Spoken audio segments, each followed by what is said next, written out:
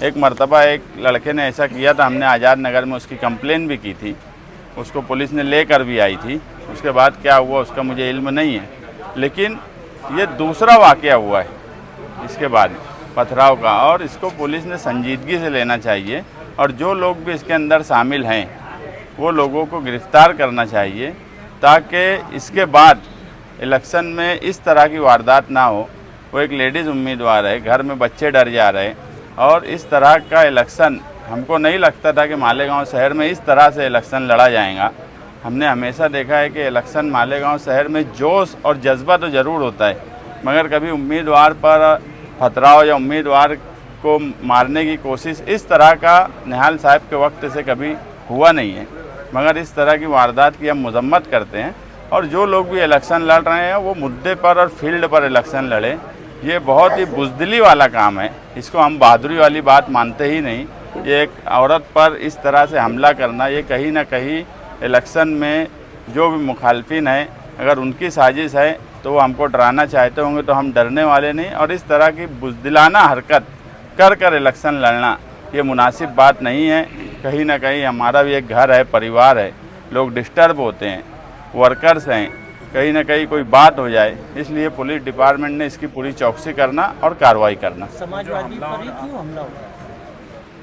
अब ये तो पुलिस डिपार्टमेंट बताए कि ऐसा क्यों हो रहा है।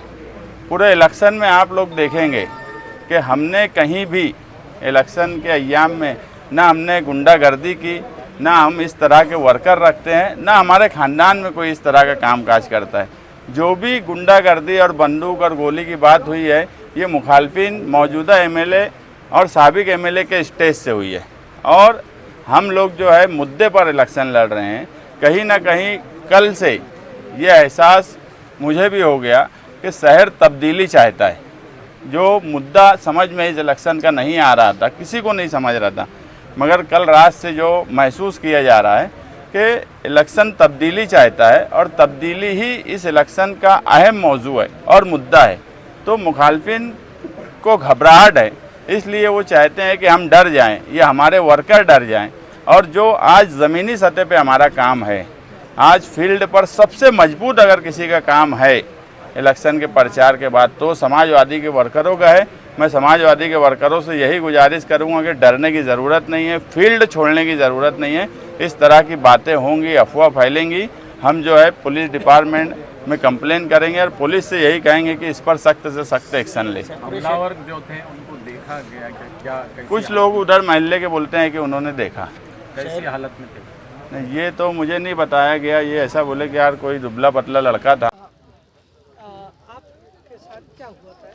मैं मेरे घर मकान से निकली महेश नगर से, और तकरीबन 11:30 बजे के करीब मैं वार्ड नंबर 20 नजमाबाद के पास पहुंची, जहां पे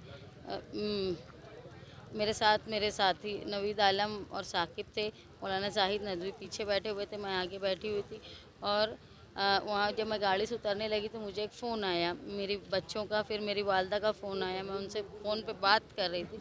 एक लड़का लेफ़्ट साइड से गली में से आया, और जब मैं उसको ये देखी कि वो क्रॉस किया मुझे, मैं उसको नज़रअंदाज की, लेकिन उसके बाद मेरे सामने आकर गाड़ी के बिल्कुल खड़ा हुआ, जेब में से उसने कुछ निकाला, और जेब में से निकालने के बाद उसने गाड़ी पर पत्थर बड़ा मारा जहां मैं बैठी थी, ऐन उसी पर जगह पर।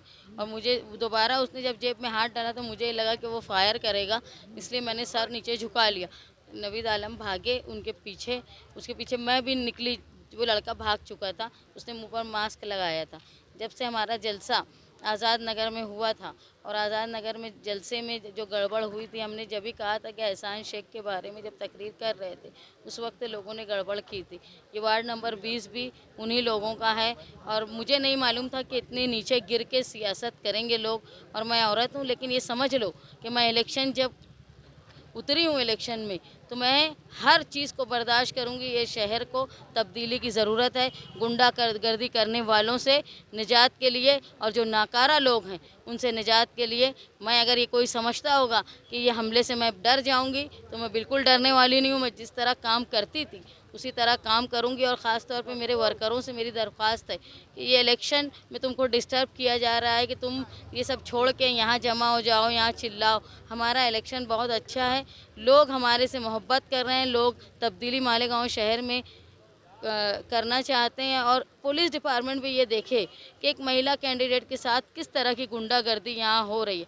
अगर ये समझते होंगे कि मैं औरत हूँ तो डर जाऊँगी, तो ये समझ लो मैं नेहाल अहमद की बेटी हूँ, मैं किसी बात से डरने वाली नहीं हूँ।